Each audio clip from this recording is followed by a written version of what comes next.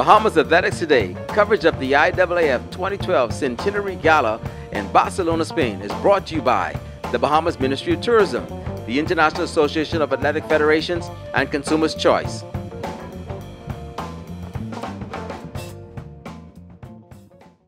Bahamas Athletics is in Barcelona, Spain with Councilwoman Pauline Davis, IAAF Councilwoman Pauline Davis.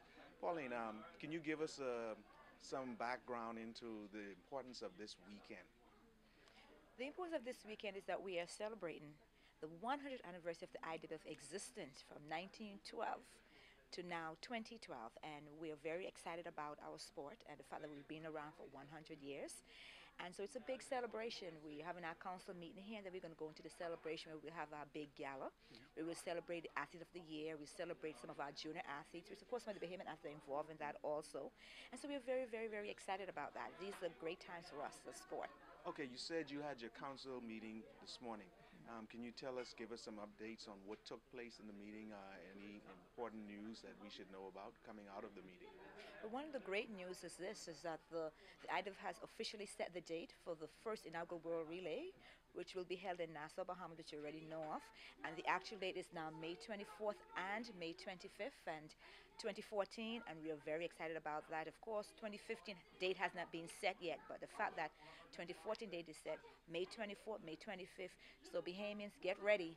We're down. We're going to be having ourselves a great time. You're going to come out. We're going to celebrate. You're going to make the IAAF feel good about choosing the Bahamas to host its first inaugural World Relay. The IAAF is really looking forward to this because we feel this is going to be one of our top event.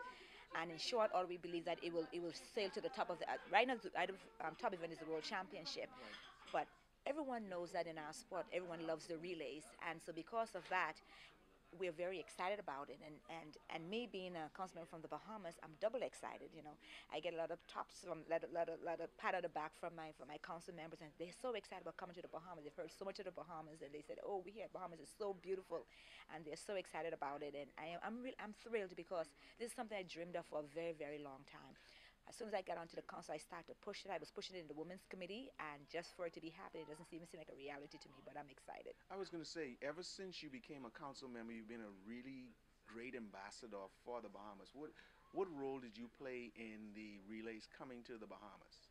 Basically, I played a very, very big role in the relays coming to the Bahamas. I started out when I was elected in 2003 in the women's committee. And I started to push the relays because, of course, I love to run relays, and I know that our region, the NACAC region, is famous for relays. You know, Jamaica, Bahamas, USA. We love the relays, and so I've always wanted that. And the IAAF need a new boost. We need a new event, and I figured we had it right there. When you look at the Olympics, when you look at the World Championship, the relays are what make people really, really excited, the 4x1, the 4x4. Yeah. And I said, you know, this would really be good for our sport. We could do something fresh and different. And this would help to bring in young people, because we are focusing on young people, the youth. And you know, kids, they love excitement. Right. And they love team things. So I really push hard for this. At first it kind of got knocked down, but I don't give up. Right. I don't give up. And there were many people like myself, Mr. Teddy McCook from Jamaica, that was pushing. Right. We had Papa Diak, who was also in the background, who was also pushing, and President Diak himself also loved the relays, and so of course, you know, we are council members, and so everybody only have one vote, and so if the majority say no, then of course you have to go back to the drawing board. And so, you know, it kept coming up, and everybody wasn't excited about it, and the more we kept pushing and pushing and pushing, and then lo and behold, pretty much most of the council members were like, yeah, we need a new event, yeah, let's do this, and of course we just went full force ahead, and now going to be held in the Bahamas. I am so excited. As anyone would know, you want your country to continue to grow from strength to strength to strength to strength. And as the generation changes, you simply expect that it will be better technology, and that the athletes should get better, and it should be easier for them. They shouldn't have to go through the same difficulty that we went through as athletes.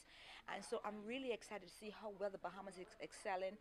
I mean, sometimes I'm so tickled pink when I watch some of those young people compete for us, and to know that we come from such a small nation, and to think that there are so many persons I sat around the table with at IAAF that they are completely in awe of the Bahamas. They just cannot believe that we're such a small nation. We produce such great athletes, and what we have done, and we have the love and the respect of the council members and just sports person around the world that just in awe of our accomplishment.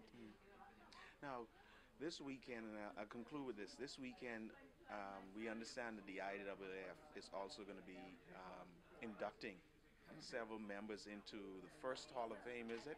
Can you tell us a little bit about that? Well, basically, they're going to be inducting 24 members into the first Hall of Fame.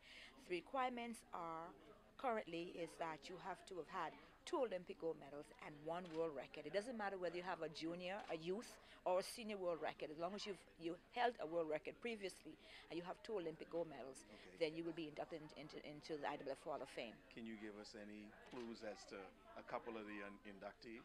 Well, basically, I could tell you a few of them. We have Alberto Walterino from Cuba. We have Lord Sebastian Coe, who both of them on the council with me. You have Irene Savitskaya from Poland. She's also on the council with me. Of course, you have Carl Lewis. You have Jackie Joyner Kersey. You have some of the older athletes from back in the 60s or whatever have you that are going to also be inducted into the Hall of Fame. Sergei Bukha is also one of them. He's also one of my council member. So I think we have a total of 4 athletes in the council that will be getting inducted into the Hall of Fame. And so our area, NACAC, is being well represented.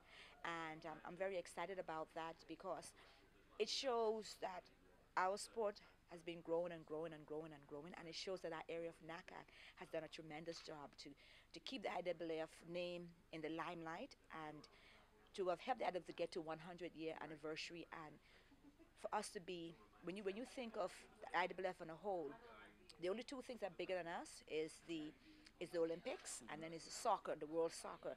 We come right behind them as a 3rd sport, and we're inclusive. We're inclusive and we're universal. Right. And we pride ourselves with that. We like the fact that we're inclusive and we're universal, and it doesn't take much to become a track athlete. Right. You know, it doesn't take much to put on a pair of shoes and go out and run.